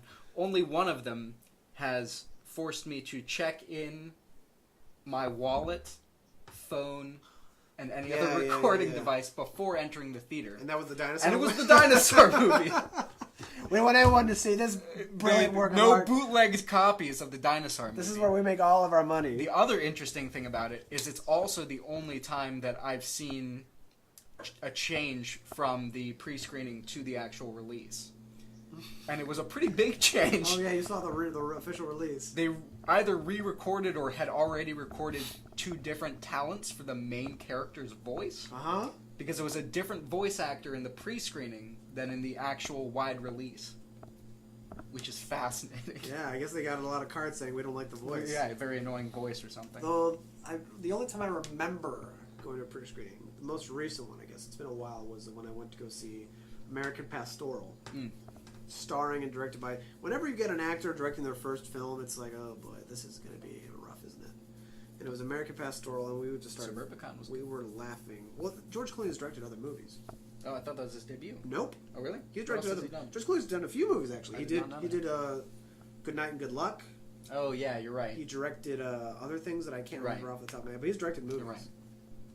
Carry on. He's directed quite a few, actually, at this point. Maybe like 5 or 6. American Pastoral. American Pastoral, which is Ewan McGregor's first, and it was not good. Okay. It was laughably bad. We were laughing at it. That's not good. It was no good. I'm sure we were the only ones. Because after we watched it, there was a person right afterwards, they said, what do you think of the movie? And one of them said, oh, that was pretty good. It was right after we just all said, oh, that was laughably bad. Who's we? It was Tommy, myself, and Nick. Great. Nick, who's never been on this program, but he should be. He ought to be. He's got a lot to say about things. Mm-hmm. He's a knowledgeable man. He's a knowledgeable man. He has a different perspective than we do. He has distinguished taste, whether you think it's good or bad. No, I I'm think not it's saying, good. But it's distinguished. Oh, I think it's good. I think it's better taste than we have. Yeah, almost certainly. I think it's better taste than we do. But we're trying to get Esley. We're trying to get Nick. We're trying to get Tommy. The Fellowship, man. Mm-hmm. Although I have some good news. It seems like the Fellowship. I feel like the universe has put us through this hardship, this turmoil, so that we will come out stronger together. Explain. I know Alan is looking for apartments now. Back in the city? He's back in the city. God bless. He is looking for apartments, saying I'm going to try and live by myself for a while, just to find a small studio. So I guess he's got enough money saved up that he can afford to do that, Good. which is great. I Just don't live in Wicker Park, honestly. He probably could have moved in the first place out of Wicker Yeah. Park and been fine. Yeah, I mean, he could... Yeah, I mean, like... Yeah. Yeah. I guess there's no other way of saying it. Yeah, there's plenty of other places that are near a train Plenty that of are cheaper. plenty of accessible neighborhoods with more affordable rents. Yeah. Especially wanna- if it's just a small place for him. If you want to come live in a studio apartment in Portage Park, Hey, Portage Park is on the up and up. it is. It's climbing. I think this place is But less again, than $650. he would have to take a bus to the train, and he wouldn't be willing to do that every day. That's true. He could just move to Old Irving, Old Irving, though, yeah, that's Sure. that's also up and coming, and that's where the train is. So, and it's right there. or Avondale. You could live in my first apartment. He could. That'd be a fun return. That would be bizarre if, That would be if weird. we ever had to go back there. Yeah. How bizarre, as that band once sang. Whatever they were called. I have no idea what you're referencing. That's a song, How Bizarre. It was like a popular. say It was so. a popular song in the '90s. If you say so. It's one of those hits that people forgot about. Whilst I lived, What were they was called? technically alive during the ODM? '90s. It was something like ODM with some initials, like ODM. Okay. Like that. I'll take your word. Not OCD.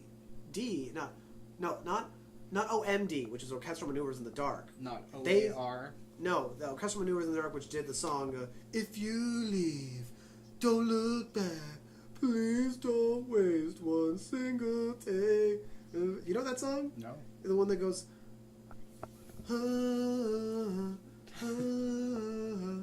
I'm not gonna know it anymore. If you leave. You don't know that song? I do not know that song. That was such a big hit in the 80s. God damn it, Isaac. I don't know it. Anyway, there was some band. I don't care to. One hit From wonders. Anyway, your rendition. Orchestral Maneuvers in the Dark, which Greta Gerwig is a big fan of. Oh yeah. It's an interesting They- fact to know. And, of course, Noah Baumbach. It's some prime 80s shit. Anyway, what were we even talking about before this? For the first time, we've lost your train of thought. You're right. I was saying how bizarre, because Alan Marshall, Moving back. to where we used to Perhaps live. where I Yeah, used because to he's live. now moving back. And, of course, there's also the fact that Tommy, once he comes back, he'll eventually, presumably he'll go to New York, which I still think will not happen. He says he'll. I be in am New not York. of the I was belief- told he'd be in New York by October. And I'm sure it won't. Here we I are, am fairly certain that he mid-November. will come crawling back to us. I hope still so. I still have the belief that eventually we'll all I find hope ourselves. the world just kicks him around, chews him up, You're looking to shake up beats your the shit out of lifestyle him, in a certain way. and throws him back to Chicago. Yeah. You're looking. Now I've just got a job for the first time in a long time. You've got your new job, which we just toasted. We just before the toasted episode with, began. with gasoline. with a sip of the God's nectar, perhaps better known as Jepson's Malort. And you don't have to say that. I know Tommy would have heard that and said, "Oh God, he drank Malort, didn't he?" He did. We both did. And then I washed it down with some tea. Yeah, some green tea. Oh, good lord. Well, actually, the tea got better the colder it got. I think tea. I'm of the belief that tea is better cold Iced than tea, hot. sure. I think iced tea is better. My favorite Unless you're sick. tea. My favorite is chai. That's the only thing. That's the only kind of drink I'll ever drink and enjoy is Chai's chai. delicious. I love iced chai. I actually like this stuff too. And I want to clear up a misconception. Chai does not come with coffee. What? Chai, there's no coffee in chai. Not necessarily. Not necessarily. I remember one time You this want a argument dirty with chai. that's different. That's A dirty chai espresso. which has a shot of espresso in it, but Right. chai by itself does not have coffee in it. I was having an argument with someone. They said, "What are you talking about? Chai comes with coffee." And I said, "No, it doesn't. There's no coffee in chai." That's a nonsensical statement, and they should be beaten. No, yeah, it's tea. No, it's tea with some iced chais. The iced chai lattes I've gotten are like with some skim milk, Yes. the And tea aspect, caffeinated tea. and obviously the ice. Some sweetening, perhaps. And some depending sweetener, on the kind. and that's it. There's Yeah. there's no coffee unless you ask for a dirty chai. Right. The idea that there would just randomly be coffee, and I thought that was, you clearly have never worked as a barista, Clearly not. which she hasn't. Anyway, the point is that if there even is a point, is that I think we'll eventually find our way back to each other, Yes, we can only hope that Tommy's next year is miserable, and he'll be forced just to terrible, and the low point of his he'll life do to nothing date, with his life. and he will be so degraded and defiled that he will crawl back to the place he was once happy, Chicago. In our arms. Yes, the with city us. with the superior skylines. So that's what we hope for He Tommy. keeps going to places with inferior skylines. Absolutely. Yes, although I've never been to Cincinnati. I'm told better skyline chili, They do have but better. I can't confirm that. I've as had I haven't I've had some any skyline from chili. Cincinnati. Well, not from Cincinnati. Well, See? imported perhaps. Perhaps. I've had imported Cincinnati Perhaps. skyline chili. I actually do want to go to Cincinnati. I do too. I tried like 3 times in the last year, and every time Oh. I get screwed by my job. Idea for a movie: a remake of The King and I, with Jackie Chan as the king. Yes. And I'm thinking Anne Hathaway as As the I. I. Yes. Did I tell you about this? We did talk about this. I think it's a great I think I idea. was there when it struck you, and I think it's a great idea. it's brilliant.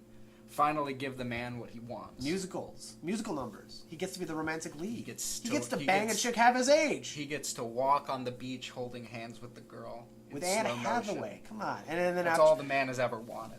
I want to do a movie with deserves Anne it. Hathaway He deserves it. where we make love on beach. Whoa, Jackie. No, forget the honorary Academy Award. No, Let's yeah. give him Anne Hathaway. The man wants Anne Hathaway. He doesn't want Oscar. He wants Anne. That's what he wants. Yeah. That's the reason Who he doesn't? jumped through glass, he kicked, and he punched. His What? Oscars. I'm referencing his Oscars. Oh yeah, he speech, do which the is kick. delightful. He does the kick. This and is he why I jump through glass. This is why I punch and I kick and I fight. This is why I do it. Jackie Chan. Not bad. You have Yeah, the it's okay. enthusiasm. It's fine. It's okay. I clearly have the best You impersonation. have the better impersonation. I have the claim. second best impersonation. The first one being the claim guy who that. does the voice of Jackie Chan on the Jackie Chan Adventures. That's not Jackie Chan. No. That's astonishing. All Well right. done. That's some guy. That's hilarious. Because it's His not like voice he's is- not in the show. Right. His voice is too clear though. His voice is too good in English for it to be Jackie. Jackie doesn't Hilarious. speak English that well. I'm sorry. I'll bring it back later. It's a really good impersonation. Oh, it's great. It's not fooled Jackie me. Chan. That's funny. It's some guy. I don't think any of the actors, minus Jade, are actually like Asian. I think they're all just like a bunch of white guys who are doing these caricatures. Which is funny to think. There's just some this dude in like a sweater vest with a tie and like a booth, and he's just doing this squinty face, going one more thing. You're right. That's almost certainly what's happening. But Jackie Chan doesn't mind. Clearly not. Because he understands it's about the characters. It's about respecting the characters and finding the right people for them.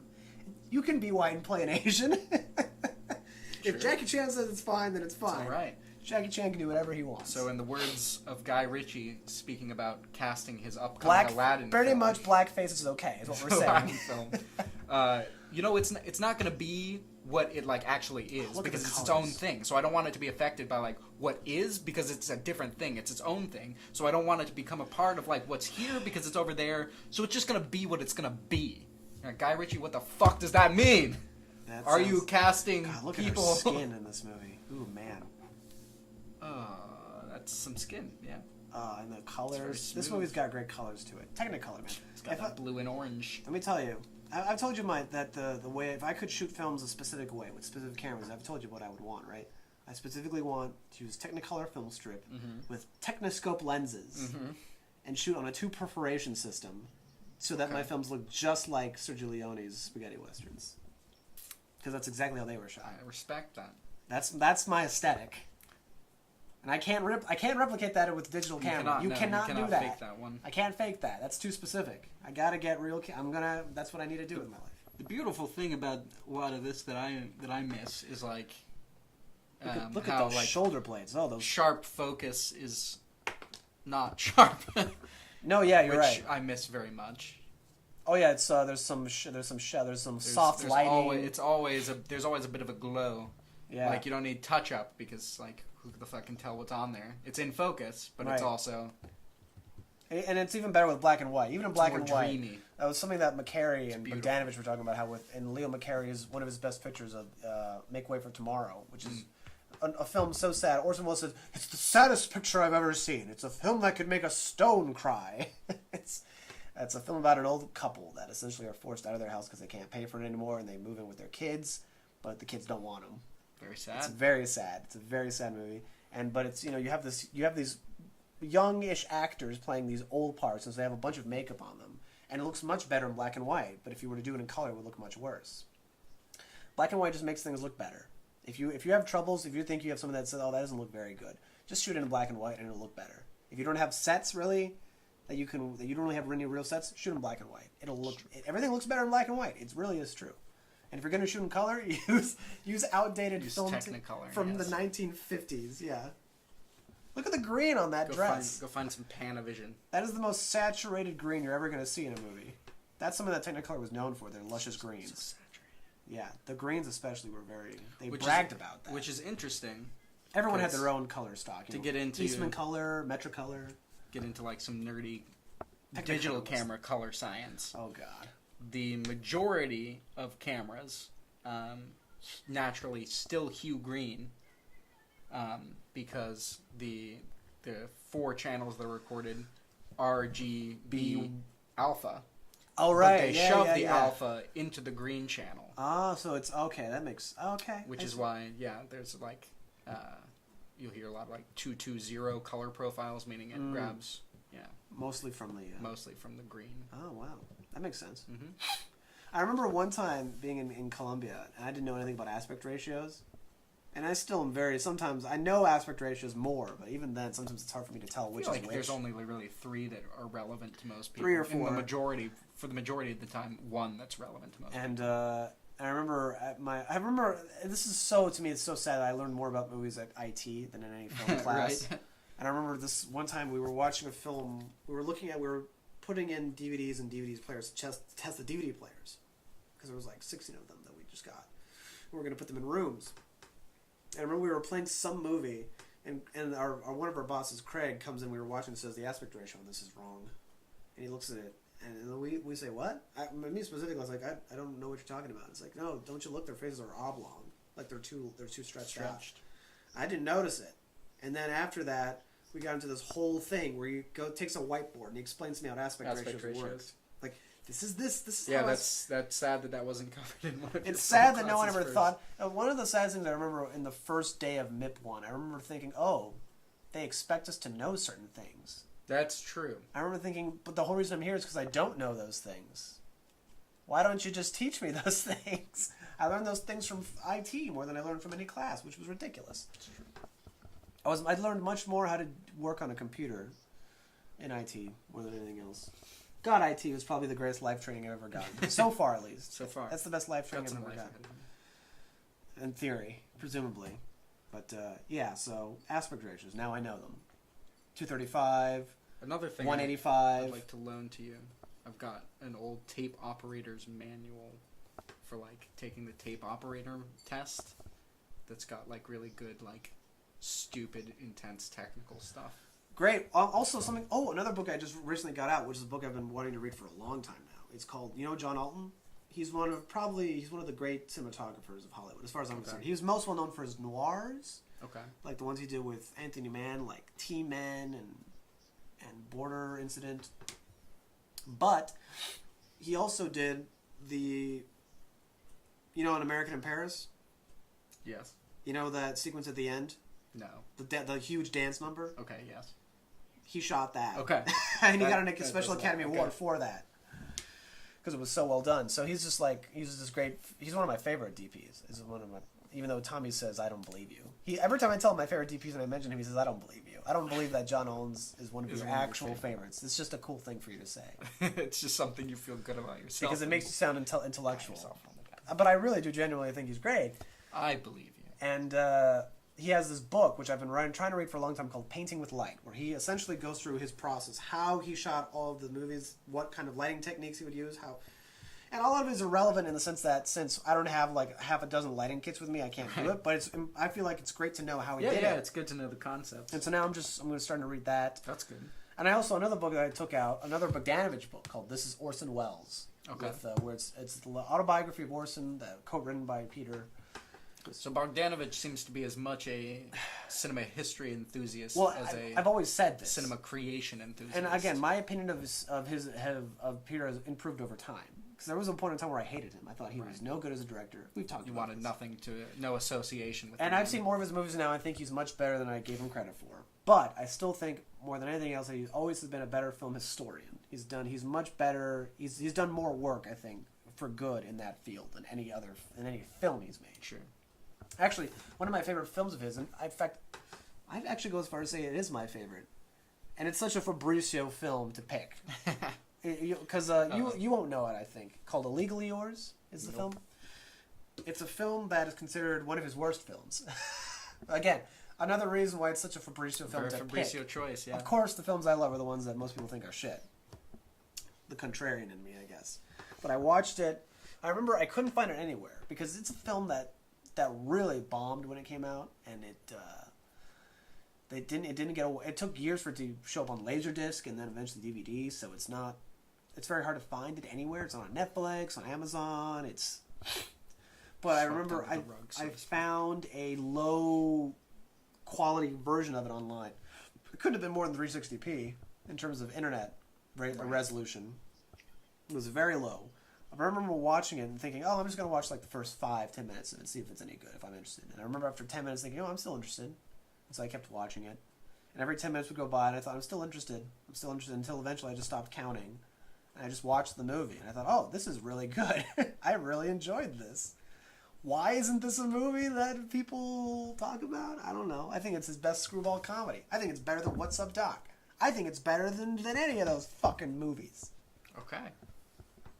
So that's my opinion on that. Why? Give me 2 sub-points to support your thesis. Well, the first one is probably a facetious answer, and one that you'll hate, but... Okay. But the first answer I can give is why not?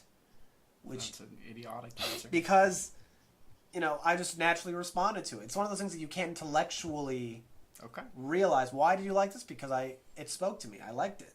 It's like, why do you like a Picasso more than a Renoir? Because I just like it. I don't know anything about technique or the cameras. I don't know these things, but I know that I liked it.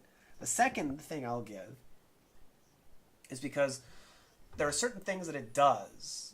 First of all, I think all the setups, even though this is probably Peter Bogdanovich at his laziest, in the sense that he clearly didn't think highly of the script. I've researched as much as I can about this movie, and there's not a lot available. So I looked up, I tried reading as many articles about the movie as long, because there's not many, I've tried to read all the things that Peter himself has said about it.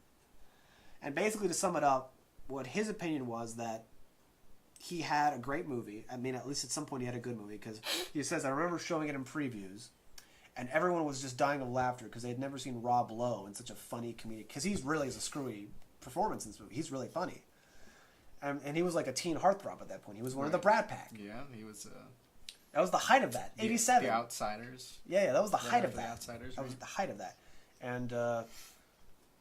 And so he remember showing it, and people were just dying of laughter because, oh, this is so funny. Seeing Rob Lowe just being a complete klutz. Goof.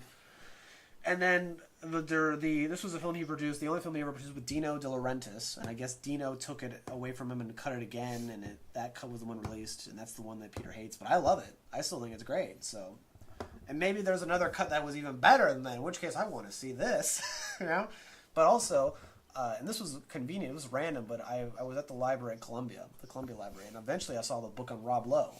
I saw he wrote, I guess, a biography, an autobiography. And I remember thinking, Rob Lowe.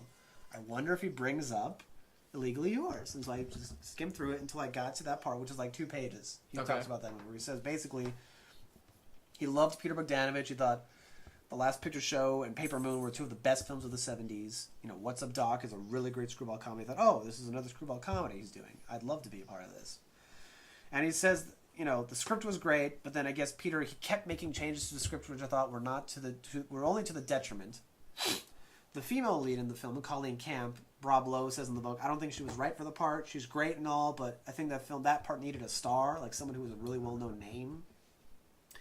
And then he says, and Peter was just like, he just kept ruining the film, and so I just kept, after a certain point I thought, well, it's Peter though, he probably knows what he's doing, so I would shut myself up and just drink at the end of the day. Every day I would just end the shoot with just drinking, going to the bar and drinking.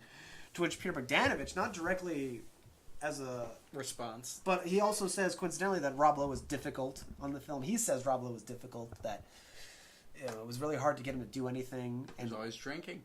Rob Lowe was always, because Rob Lowe thought Peter was fucking with the movie. Right. So clearly no one was on the same page. That's what I took away. No one was on the same page here, and yet somehow they made a film that I love. It's like Ghostbusters, where this is a happy little accident of a movie. The original Ghostbusters was an accident. There was no reason why that film turned out as well as it did, because no one was on the same page on that movie either. But it works. And in this film, Illegally Yours, it works just as well. I love it. If I ever meet Peter, I want to say, what I want to do, Peter, I know you'll disagree with me, but I want a Criterion release of Illegally Yours with a bunch of behind-the-scenes footage and special features. I want to do 2 commentary tracks. One with you, Rob, and Colleen. And I want another one with the writers, separate, because clearly you guys didn't get along, because you kept fucking with their script. But I want a separate one with them. And that's where, and I'll host, and I'll do it with you, and I'll do like a special screening at the New York Lincoln Film Center Society, and we'll talk about it. This is your best movie, Peter. This is the best thing. That's how I want you to go into it, being like a screening of my best film. Yes, the screening of Peter's. I'm going to say Peter Bogdanovich's now, masterpiece. Peter Bogdanovich's unheralded masterpiece. His magnificent Ambersons. His His Magnus Opus. His Pat Garrett and Billy the Kid, his Greed, his untold masterpiece, Legally Yours. Brilliant. And I can't wait. I will do it. I'll say, can we find that cut of yours? Can we redo the cut, and we'll have a 2-disc set with the theatrical version and your restored director's cut, and it will be great. I'll supervise the cover of the Criterion list. I'll make sure they don't do a shitty cover for it. There you go. That can be your nice little contribution. I'm invested in this. I really want to. Before he dies, I want to see him do a commentary track and a re-release of Legally Yours. I think that film deserves recognition. I admire that. Yeah. There are a lot of films like that that are just not given the credit. Like William Friedkin, he did some really good movies in the 80s that no one talks about, like To Live and Die in L.A. I think that's better than The French Connection. No one ever talks about that one, though. I've never seen it. It's got music by Wang Chung. You know Wang Chung. No. Oh, for Christ's fucking sake. What's that song that Wang Chung did that everyone knows? Everybody have fun tonight. Okay. Sure. Everybody have fun tonight. Yeah, sure. Yeah, that's Wang Chung. All right. They became really big in the 80s. Something new every day. And they did the music for To Live and Die in L.A. And the one thing Friedkin told them not to do was do a theme song called To Live and Die in L.A. And what do they do? But say, look, I know you don't want us. You don't want it. Please listen to the song we did called To Live and Die in L.A. Tell me it's not a great theme. And he listened to it and he thought, yeah, this is actually a great theme. All right, we'll put it in. We'll put it in. That film's actually surprisingly good. The chase scene in that movie is so fucking great. It's intense. They go on the highway, but they're in the wrong lane. They're going against traffic, and then they go into like this part in LA where it's seen in a lot of movies. That sewage, not like the sewer area where people like do drag racing in a lot of movies. Yeah. There's a chase there, and yeah, it's just really tense. It's a really good movie. Unlike Deal of the Century. Remember when I told you this? I do remember. That was the funniest thing I've ever said to you, accidentally. Yes, right. Where I said, how did we even talk about it? I said, I brought up Deal of the Century, which was a film with Chevy Chase, and you said, was it funny? I said, it was supposed to be. And then somehow I brought up Memoirs of an Invisible Man, the John Carpenter film, also starring Chevy Chase, and then you said, well, is that funny? And I said, it wasn't supposed to be. Uh-huh. Yeah, that just goes to show. Chevy Chase, interesting roles in his career, let me tell you. Which is why I continued asking if it was a funny movie. But even that goes back to what I was saying about the script in that house. With Peter Bogdanovich and Legally Yours, he didn't like the script, but everyone else did, and he kept fucking changing things. William Friedkin read the script for Deal of the Century, thought this is, to this day, the funniest script I've ever read. I never read anything I thought was better than this script. I shot the script. And yet when you watch the film, it just doesn't translate. It was very funny. There's something there. There's something about... This is what Hitchcock talks about, too, is how when we can relate this back to Murder on the Orient Express, where sometimes the great novels do not translate into great films. Because... And he also says he made a lot of great movies out of mediocre novels. Another great example of that from another director is Jaws. Steven That's Spielberg. true. That's based on a book. No one gives a rat's ass about the book. It's not a great book. Sam Peckinpah made a career out of turning shitty novels into great movies. Straw Dogs, Cross of Iron, those are all shitty books that he turned into exceptional films. And so there is something to that, I think, when you have when you have something that's been written that's really good, it's your job to not fall back on it. You have to challenge yourself and say, but I can do this better. I can make this into a movie. Anyway, that's all I have to say about that.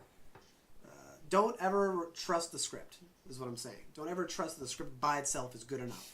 Because you can always do better. Hence table reads. Hence That table seems reads. to be But even with table reads... skipped over a lot in, like, independent film? Maybe. But even with table reads, you can hear the delivery of a line and say, okay, that's a good delivery. But you still don't see the staging. Sure, that's fair. That is entirely the work of the director. Or at least it should be. I think it was something that Orson Welles once said that I might have said on this podcast before. Tell me if I haven't. Stop me. But he talks about the difference, how being a director is the most overrated job in Hollywood. Can I stop you even if you haven't said it before? Sure. Why? No, carry on. I just wanted to make that joke. All right. But he once said that... also, it's funny how we haven't talked about this movie at all. Well, Yeah, this happens to us every time. I generally consider it a triumph when we get to the end of the film and we've only mentioned it a handful of times. Actually, that's kind of the point of the whole background noise thing. Well, yeah, it was one thing that I read online, the decline of the DVD commentary. And part of the idea of this is that it is essentially an unofficial commentary track to these movies that we're not even talking about. Unapproved, unofficial, cease and desist, yet we persist. No one has told it to cease as of yet, thank God. But even though maybe they should have. But I remember that I read an article about how DVD commentaries have just gotten much worse over time because now, at one point, they were seen as such a great new contribution to DVDs. That's what made DVDs unique. Oh, you can listen to the director and the writers talk about the movie they made. That's why you want the special features. That's what really, to me, and to this day, whenever I get if I ever were to buy a DVD, I'd say, does it have a DVD commentary track? And with whom? And that for me is a good enough reason to buy a DVD if it's a good enough commentary track. And they've just gotten worse over time, and the commentary tracks have, and people are like they ramble or they don't even talk about the movies, or sometimes they just narrate the movies. Those are the worst. Those are the worst. When they just describe what's going on, you're like, I'm watching it. I know what's going on. And they're like, oh yeah, I remember for this scene, we probably did 6 takes, but eventually we got it on the 6th take. Peter Bogdanovich did that with Orson Welles' Citizen Kane, where all he did was essentially narrate the movie and said, now we're at this scene and we're watching this. And it's like, why are you telling me this? I know. I'm watching the movie. You know Orson Welles. Why don't you talk about that? Why are you talking about... Give me insight. Give me insight. I know you have it, Peter. But, we just missed one of the best scenes in the movie, the most tense.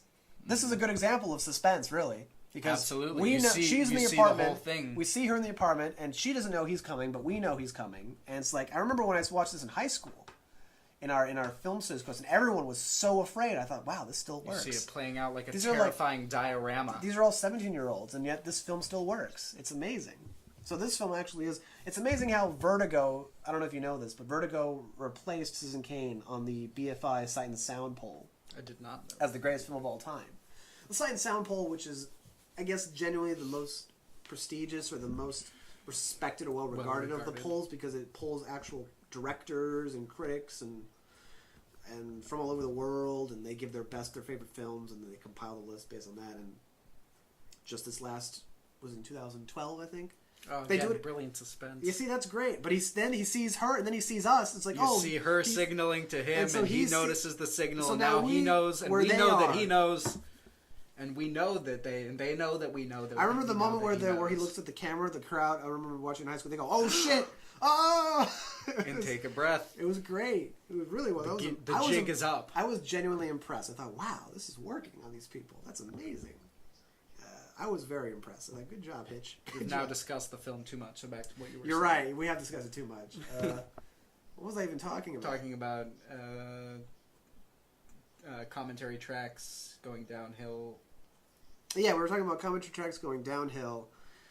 And, I think part of the reason why I want to do this and can do this every week is that so one day when we make our own movies, because it'll eventually happen. We'll be practiced enough at making commentary tracks. Well, the thing is, that's what I'm looking forward to the most. It's not even the films themselves, but the chance to do a DVD commentary track explaining the film. Brilliant. That, to me, is the best part of filmmaking, is the DVD commentary track. Where you get to explain to everyone why they didn't get it. Be like, people are idiots. This is what's happening. Yeah, it's just fun to listen to. Open your fucking eyes. It's just really fun to listen to that stuff, I think. Even when it's stuff like Kurt Russell and John Carpenter, where they don't even talk about the movie, they're just talking about themselves and how they get along, and they're, oh yeah, my kid's doing Little League now. Oh really? Oh, that's great, John. But just listen to that. This is great. I love this. You get so much out of them through just them talking about stuff that seemingly is unrelated. And so I guess that's what this is. This is like training for us. I like it. So eventually we're going to do one, maybe a special one where we actually try and talk about the movie. Who knows? That'll be like our. You know which one I could do that for? Probably a Jackie Chan movie. I could probably do that for Project A or Project A2. I could just talk about that movie. All right. I did it. Technically, I did it with Blade Runner. That'll be our holiday special. You haven't heard it yet, but I did that with the Blade Runner. Discuss Blade Runner. Well, I talked about Blade Runner and 2049, so I discussed them both in tandem. Mm-hmm. But that's the whole thing, except for maybe the first 20 minutes. Yeah, see, that's different. That's a break from our normal format. But that's also because I love that movie so much that I can't. There's a lot to say. There's a lot to discuss. I know a lot about the behind the scenes stuff, so I can relate those stories. That's the important thing is, do your research, kids. Peter, do your research before you do another goddamn commentary track on a film that isn't even your own. Talk about the people. Talk about the background. Do we have I feel like... Throw in some anecdotes. Do we have any Good with goals? anecdotes. I feel like it's amazing how this is like, what, our 7th episode, I think? Yeah. And I feel like at this point we should start discussing what are our we goals want with out of this? What do we want out of this podcast? We haven't really said that. I'd say we've already accomplished one of the biggest ones for the both of us, which was to create something and to follow through on it consistently. This I've done. Which, to be fair, I haven't done every week. I admit that. I have, though. But it has been done every week, Mm-hmm. and I appreciate you picking up my slack when I'm not there. Now that I have a job, But this is more consistent than I normally am on anything anyway. Right. So that's a good sign. Now for that I me have a as job, well. though, that's basically going to be a 9 to 5. Yeah, I was gonna say we got to start doing Planning on the we got to weekend. start doing Monday mornings. Monday mornings or Sundays. or the weekends. Yeah. So that's what we're going to start doing, which is going to be rough at first, I'm Yeah, we're gonna have to adapt sure. Yeah. because you and I have different schedules now. Although I know for a fact, no, I don't think there is a schedule where I could have Mondays off. In theory, there are some special schedules where you could do the weekends, and so you start later in the Right, week. yeah. But I don't think there's one where I can have Monday off. Or maybe I'll see. We'll see. If that's easy. If not, it starts at like 2:00, right? Yeah. Worst case scenario, you and I just commit to doing like 9 a.m. Monday mornings. Yeah. Yeah, I guess I could do that. Gives us time to Try get and edit out. it at work. Yeah, there you go. They'll say, "What the hell are you doing? You have a job." This is my I have real a job and I have a passion. Well, I guess my goal My is to real make it. passion My is goal is for to do this for a year. My goal is to at least Oh, make really? it to a Okay. year, which is like 50-something episodes. That's a lot of it's a lot of episodes. That's my goal. That and Do also we to have start marked to what get our own microphone. Yeah, that's a big goal. Get our own recorder. Get our own yeah. recorder. So I don't have to keep borrowing this one from work. If anyone from my work is listening, no, I did not borrow the recorder from work. It's still there. It's still there. It's there right What now. are you talking about? Don't look in the Lucky 7 audio bag. Oh my the lord. recorder's there. Isaac, what are you doing? Yeah, that's one goal, and also I guess I know what if we were to ever have a last episode. I mean, I can see this doing this forever, but Are we gonna have an arc? well, I know that one, if we ever had to do a finale, it would be a finale with all of us. It would be one where we're all of us. Do you know what film it would be? Yes, What would you choose? it would be a You Jackie Chan chose movie. Which one? The one that I keep saying that we all need to see. Miracles. Okay. Miracles. Yeah, If we ever did a last one, that would be it. it would be Miracles, but we would all have to see the film first. Yes. That has been kind of one of the rules we've made for ourselves. Yeah, that has to be a film that we've both seen. Right. So one of these days we'll watch Perks of Being a Wallflower on here, I'm sure. Yeah. Then we can talk. And have you seen Swiss Army Man yet? No? You should watch Swiss Army Man. Then we can talk about that. Because there's lots to talk about on that one too. Actually, I guess we'll see it on DVD. It's on DVD. it's on DVD. Maybe it's at the library. It might be at the library. Probably is at one of the many Chicago public libraries, the great institution. So the next time, do you think we'll be doing this next Monday too? I am anticipating that. Yeah. Because next Monday I don't start work yet. So, but also I'll be away this weekend in Toronto visiting a relative. Toronto. Yeah. I didn't know you had family in Toronto. Well, technically we do, in the sense that we do have family, but we're going to see someone who's also visiting family there. We're going to visit family who's visiting family. You'll see family while they are visiting family. And we're only going to be gone in for a Toronto. couple of days. We're going to leave Friday morning. We're going to come back Sunday morning. Okay, So so it gives us time. So yeah, it's going to be fine. I'm just letting you know that I'm going to be in Toronto for a couple of days. Oh no, never mind. I can't do Monday. I'll be in California On Monday? on Monday, next Monday, Wow. God willing. So I guess what? You want to do it Sunday? Yeah, I guess we can do Sunday. Well, we'll do it. I'll be back Sunday morning, so we can do it in the afternoon. Okay, that works. Yeah. We can do that. Why not? We'll do it Sunday afternoon, and I'll just edit it that day. I'm sure I'm gonna go home and edit No, this, or when we're done today, we're gonna Right. go home and edit this. But I'm sure it's gonna come out probably on like Tuesday, like at 2 in the morning. That's okay. That's okay. A couple of them have come out on Tuesday because I've been late. As long as we get it out there, it's a success. Yeah. So 1 year, that's your goal. 1 year, get our own microphone. Yep. Get all of us at some point on this. Yeah, get some more guests. Maybe get Peter Bogdanovich. Let's see more if we can contributors. let's see if we can ever get Peter. Legs. Oh, the arms, montage, head. right? We got the head. We got the. He's right. Oh wow, he is right. That is how he shot it. It's focusing on one part of the That body one at a shot time. that was clearly cranked. at a different speed, which is odd. Yeah, that's Look at that. odd. These shots are clearly faster. You're right. They've been sped up. They have been slightly sped up. That's interesting. They've been undercranked. Weird how they did that. I guess they just thought, oh, this is going too slow. We gotta speed Urgency? it up. Yeah, sense of urgency. Ah, the pain. The pain expressed in Jimmy Stewart's face as he falls. It's a nice. This is better than Disturbia. I don't know if you ever had him, but I had one professor at Columbia who's like big thing that he perhaps oversold. I can't remember his name for the life of me, which I regret. But he talked consistently about how what makes a great film is visual symmetry in the beginning and the end. Ah. And this is one of the ones that he referenced. It's like the film opens, Jimmy Stewart's in his cast. He's newly in a cast. And it ends with him in the two film casts. closes.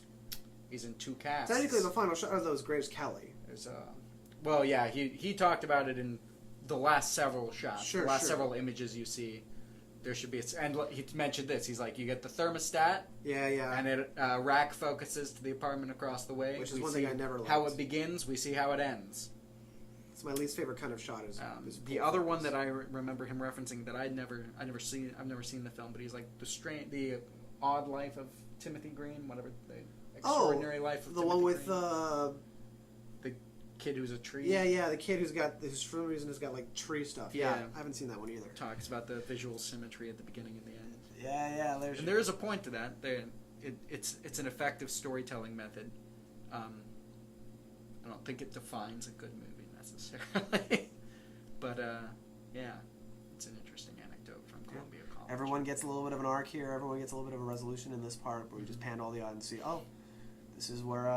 Well, yeah, that's it, because you get invested in these characters even though we're technically never in their lives. Yeah, we're just seeing through their windows and stuff. It's great. But you And there's Jimmy Stewart. Care about how it works out for him. Resting with a smile on his face. He's got two casts. There's his two casts. There's two casts. All right, well, I guess that does it for us today. Another successful episode where we barely talked about the movie in Rear question. Window. This has been Fabrizio Barral. And Isaac Carlson. And this has been Background Noise. I hope you enjoyed it, and we'll see you next week. Arrivederci. Arrivederci. Das Vidania. Oh, now we got 18 seconds. What do we do? We gotta kill the 18 seconds. Oh, boy, God. She's reading Bizarre, what a magazine. How bizarre. How bizarre. How bizarre. The song. How bizarre, how bizarre. It all And the comes, credits roll. and it all comes back full circle As we planned. to Fabrizio going to the library.